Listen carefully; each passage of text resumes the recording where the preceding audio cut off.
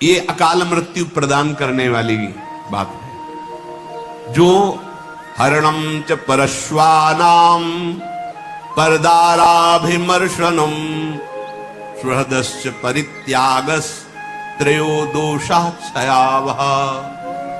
आयु नष्ट हो जाती। मान लो आपकी 80 वर्ष की आयु निश्चित की गई, अब आपने ऐसे आचरण शुरू कर दिए तो आपकी आयु नष्ट होना प्रारंभ हो जाएगी, आप अकाल मृत्यु के शिकार हो जाएंगे।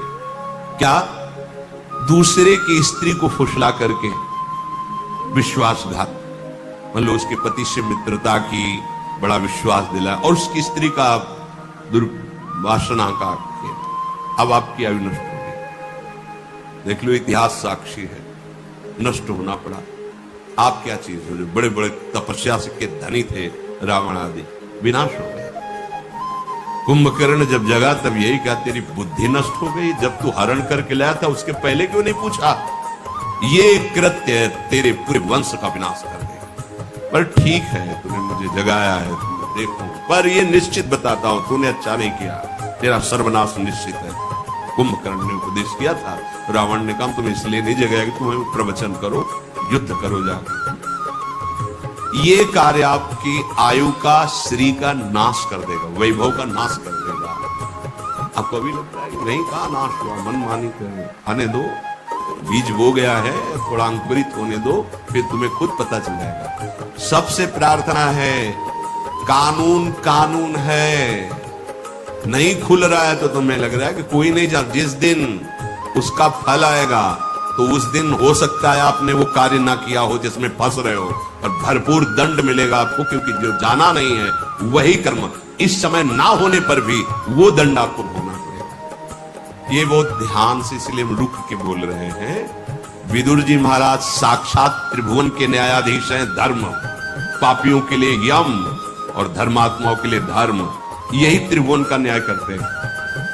ये न्याय विभाग है, जैसे धन विभाग कुबेर जी, जल विभाग वरुण देव जी, वायु विभाग अग्नि विभाग, ऐसे ही ये न्याय विभाग है हमारे त्रिभुवन का। उसके अधिपति है धर्मराज स्वयं। वो स्वयं विदुर जी के रूप में मांडव ऋषि के साथ से स्वयं पधारे हुए निर्णय कर।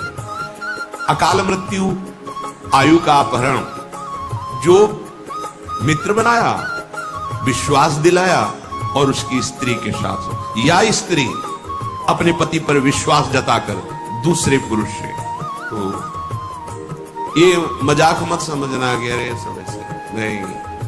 पति वंचक पर पति रति करई, रो रो नरक कल्प सत करई। बड़ा सावधानी का विषय है।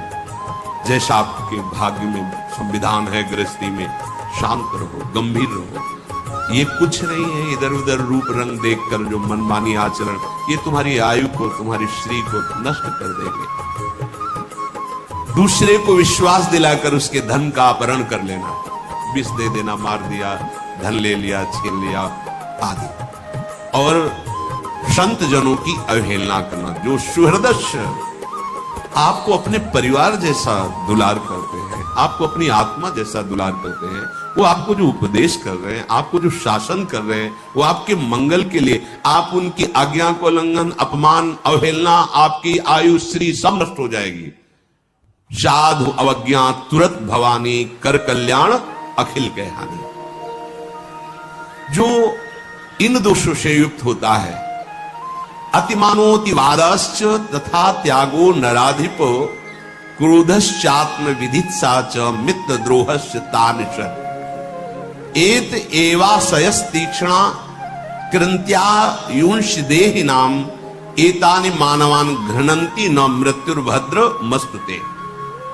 जो हर समय अभिमान में भरा हुआ चेष्टा करता रहता है, उसकी आयु नष्ट हो जाती है, अकाल मृत्यु को प्राप्त होता है।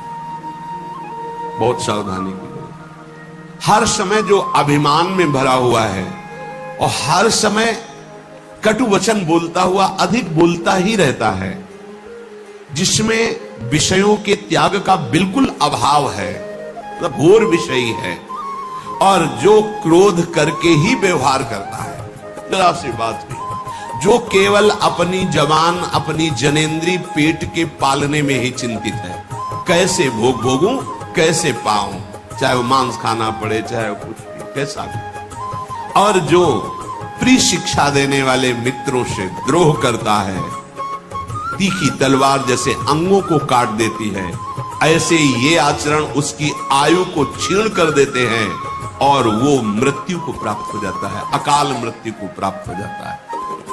अत्यंत अभिमान में भरे रहना, बहुत गलत सलत वाणी से बोलते रहना, बिल्कुल विषयों के त्याग का अभाव अर्थात घोर विषयी, घोर क्रोधी, जो जबान और जनेंद्री, रसेंद्री और जनेंद्री का ही लंपट है, जो उत्तम शिक्षा देने वाले मित्रों से द्रोह करता है, तो जैसे तीखी तलवार अंगों को काट देती है, ऐसे ये आचरण उसकी आयु को नष्ट कर देते हैं, वो अकाल मृत्यु को प्राप्त होता है। जो अपने ऊपर विश्वास जता करके विश्वस्तस्य येति यो दारांग यस्यापि गुरु तल्पगा, उसको मित्र बनाता है, बड़ा विश्वास दिलाता है और फिर उसकी स्त्री के साथ समागम करता है। वहां भी सारे में वर्णन, यहां भी वर्णन। और जो पूजनीय गुरु के समान, जैसे माता है, बहन है, बड़े भाई की पत्नी है, ये सब गुरु के समान पूजनीय। जो इनके साथ गलत कार्य करता है, इनकी आयु नष्ट हो जाती है, इनका बुद्धि नष्ट हो जाती है, इनका श्री वैभव नष्ट हो जाता है। बहुत ध्यान से सुनो, यही हमारी ऐसी गलतियां होती हैं जो हमारी बुद्धि को भ्रष्ट कर देती है, हमारे जीवन को नष्ट कर देती है। पहला, किसी से भी मित्रता करके ऐसी भावना मत करो कि उसके घर में जाकर विश्वासघात करो उनकी पत्नी के साथ ऐसा। और जो आपकी पूज्या है, जैसे माँ है, बहन है, बेटी है, बड़े भाई की पत्नी, माता के समान मानोगे, पूर्व में चरण छूते हैं, माँ के समान उसको समझते हैं, तो इनको गुरु तुल्य मानना। जैसे हम गुरु को आदर से देखते हैं, ऐसे बेटी के प्रति, बहन के प्रति, अपनी माता के प्रति, ऐसे बड़े भाई की पत्नी के प्रति हम ऐसे भाव, अगर ये इनके साथ गलत भाव, तो आपकी आयु नष्ट हो जाएगी, आपकी स्त्री कीर्ति नष्ट हो जाएगी। जो किसी के भी साथ जो नीच आचरण वाली स्त्रियां हैं, अर्थात जो अर्थ आदि के लिए अपने देह को बेचती, ऐसों के साथ उसकी आयु नष्ट हो जाती है, उसका स्त्री कीर्ति नष्ट हो जाती है। और जो ब्रह्म ऋषियों के प्रति अपराध कर देता है किसी भी तरह का, जैसे रसिक मुरारी जी के चरित्र में आया कि राजा ने जब देखा बहुत संत सेवा हो रही, तो उन्होंने वहां अपना अधिकार जताना, नष्ट हो जाना। नींद की बात कहेंगे भगवत प्राप्ति के मार्ग में, और इस लोक में भी ऐश्वर्य वैभव और सुख पूर्वक जीने, इसकी एक सीमा बनाओ नींद की।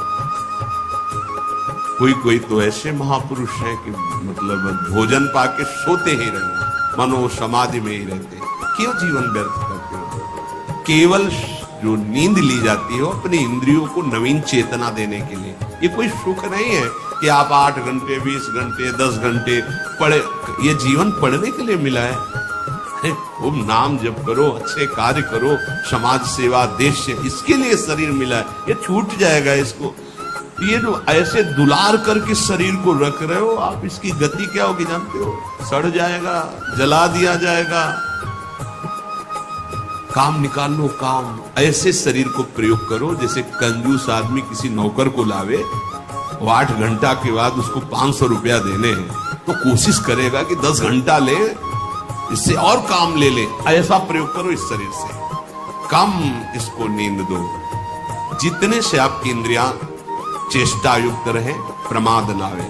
शास्त्रों में संतों ने अनुभव किया, जो अधिक श्रम करते हैं 6 से 7 घंटे पास, अधिक श्रम वालों, साधकों के लिए तो 5 घंटे बहुत पर्याप्त है, और उत्तम साधकों के लिए 3 घंटे। और जब भजन में वृत्ति तदाकार होने लगती तो तमोगुण का नाश हो जाता है, फिर तो उठते बैठते चलते फिरते इंद्रियां कभी श्रमित होती ही नहीं, क्योंकि कबीर कहे हम राय ठिकाना, ठाड़े बैठे परे उताना। कबीर कहे हम राय ठिकाना, परम विश्राम इंद्रियों को भगवान के चिंतन में मिलता है।